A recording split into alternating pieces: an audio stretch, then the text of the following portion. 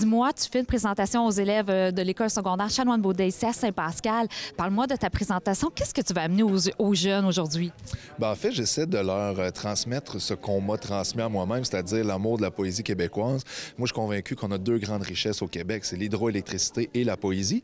Pour l'hydroélectricité, il y a beaucoup de monde sur le dossier. Pour la poésie, beaucoup moins. Donc, j'essaie de mettre l'épaule à la roue parce que, bon, ça parle pas à tout le monde. Puis mon but, c'est pas de convaincre tous les jeunes d'aller se lancer dans la poésie, mais je sais que pour certains, ça peut faire toute une différence de découvrir certains poètes, de découvrir certains textes, d'eux-mêmes se permettre aussi d'en écrire, la poésie. Donc, je viens, je parle un peu de ce que c'est, comment on peut en créer, quel poète on peut lire, puis on fait un exercice d'écriture. Puis à la fin, il y a plusieurs jeunes qui viennent lire leur poème en avant, puis on a toujours des bonnes surprises. C'est pas toujours parfait. Tant mieux, parce qu'il reste de la place à l'amélioration. Mais il y a toujours quelques images, quelques poèmes qui se démarquent. Et voilà, donc encore aujourd'hui, c'est ce qui s'est passé. Et là, on est dans une école secondaire. On parle de poésie. Comment que ça se passe avec les élèves aujourd'hui? Bien, ça se passe plutôt bien, je dirais, vraiment. J'ai un super bon accueil, puis les étudiants sont plutôt attentifs. Les élèves sont plutôt attentifs, dis-je. Mais évidemment, comme je le dis, ça ne parle pas à tout le monde, c'est correct. Par contre, ce que je vois, c'est qu'il y en a pour qui vraiment ça a du sens, c'est intéressant. Et surtout pour moi, c'est un travail justement de démystifier ce que c'est la poésie. Parce que c'est pas obligé de rimer, c'est pas obligé d'être engagé, c'est pas obligé d'être romantique, c'est obligé de rien. Donc, à partir de ce moment-là, qu'est-ce que c'est un poème? Bien, c'est cette idée d'une grande liberté au niveau de l'écriture, de jouer dans l'ambiguïté, d'aller chercher des images, d'exprimer de façon différente, finalement, ses idées, ses émotions, plutôt que juste nommer les choses, essayer de leur rajouter un surplus, finalement, une espèce d'âme ou d'enrobage qui permet de dire plus ou de dire mieux ce qu'on pense et ce qu'on ressent. Puis ça, je sais qu'il y en a à qui ça parle et je le vois de toute façon dans les textes. Là. Voilà. Et là, dans le fond, tu essaies de transmettre un peu ta passion là, de la poésie à ces élèves-là. Mais qui t'a donné cette passion-là à toi? Oui, effectivement, il y a l'idée de transmettre à la relève. Moi, il y a plein de gens qui ont été très, très significatifs pour découvrir la poésie québécoise. Il y a eu une prof, entre autres, une prof de français, justement, au secondaire, qui a mis ça entre mes mains, qui a lu mes textes, qui s'y est intéressé. Ensuite, j'ai rencontré des poètes, j'en ai vu sur scène. J'ai voulu aller sur scène aussi pour dire mes poèmes comme eux le faisaient. Et je suis curieux. Moi, je lis beaucoup, mais je lis beaucoup de poésie. J'aime lire les nouveaux recueils, les nouveaux poètes qui apparaissent. Dans toutes les maisons d'édition au Québec, en ce moment, il se passe quelque chose au niveau de la poésie. Vraiment, c'est riche, c'est diversifié. On est vraiment dans un âge d'or, je pense, pour la poésie au Québec. Donc, il y en a beaucoup. Et je me dis, il faut que les gens le sachent, qu'il y en a beaucoup et qu'elle est bonne, la poésie québécoise, qu'il faut la lire, qu'il faut la découvrir.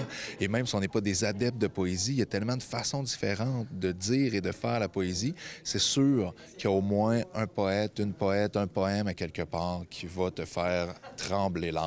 Trouve-le, cherche, sois curieux. Ah, c'est vraiment intéressant. Merci beaucoup. Puis en terminant, c'est quelque chose que tu fais de façon récurrente, aller dans les écoles, parler un peu de la poésie. C'est quelque chose qui te tient à cœur? Oui, absolument. En fait, c'est avec les spectacles que je promène un peu partout au Québec. C'est les conférences, les ateliers qui m'occupent le plus. Donc, oui, je me promène un peu partout dans cette idée d'aller rencontrer et de former la relève. Qui sait, je me dis peut-être un jour, je vais tomber sur un recueil de poésie génial et je vais me dire « Ah! Je connais cet adolescent qui est devenu un grand poète et c'est peut-être moi qui lui ai donné ses premières chances ou ses premières idées ou en tout cas la première feuille sur laquelle il aura écrit ses premiers poèmes. » Donc oui, il y a une espèce de côté de passation des pouvoirs et de la passion. Voilà. Pourquoi vous avez décidé de l'amener ici pour donner un atelier d'écriture à vos élèves? Bien, on savait que David Goudreau avait vraiment une grande passion pour l'écriture, puis on voulait essayer de la transmettre à nos élèves parce qu'on trouve que c'est essentiel, qu'ils voient l'écriture non pas juste comme une façon de compter les fautes puis d'essayer de trouver des erreurs, mais bien de voir que ça peut leur servir dans la vie pour s'exprimer. Fait que ça peut aussi leur permettre tout au long de leur vie d'aller rechercher des sentiments en lisant et en écrivant qui pourraient être utiles pour eux. C'est un poète, c'est un slammer. Fait que nous, on l'avait présenté aussi de cette façon-là pour accrocher les jeunes. Il fait un peu de hip-hop. Fait que c'était accrocheur. Puis David Goudreau a très bien réussi à accrocher les jeunes avec la poésie. Son dicton, c'était la poésie, c'est dire autrement.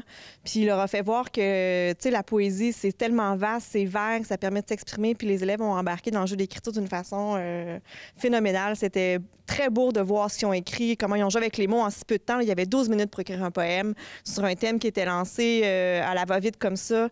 Puis je pense qu'ils se sont bien prêtés au jeu puis qu'ils ont aimé ça.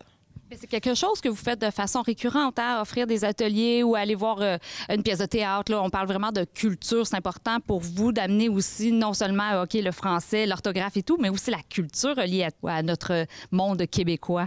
Effectivement, d'ouvrir les horizons sur justement écrire, c'est pas juste faire un texte, corriger ses fautes. Le français, c'est vaste, c'est la lecture, c'est le théâtre, c'est la poésie, c'est tellement plein de choses, autant journalistiques, littéraires, culturelles. Fait que c'est d'ouvrir les horizons des élèves sur autre chose que juste des participes passés, par exemple. Bien, à tous les ans, on essaie de leur faire voir au moins une pièce de théâtre à la salle André Gagnon à la Pocatière. Puis là, cette année même, ils en ont vu 2. Donc, nos élèves ont eu la chance de voir 2 pièces différentes. Puis en plus, on fait venir souvent des auteurs de livres qu'on lit déjà en classe pour nous permettre qu'ils nous parlent de leur œuvre. Parce que c'est complètement différent quand tu vois l'auteur qui se cache derrière l'œuvre que les élèves ont déjà lue puis ont souvent plein de questions à poser par rapport à cette œuvre-là.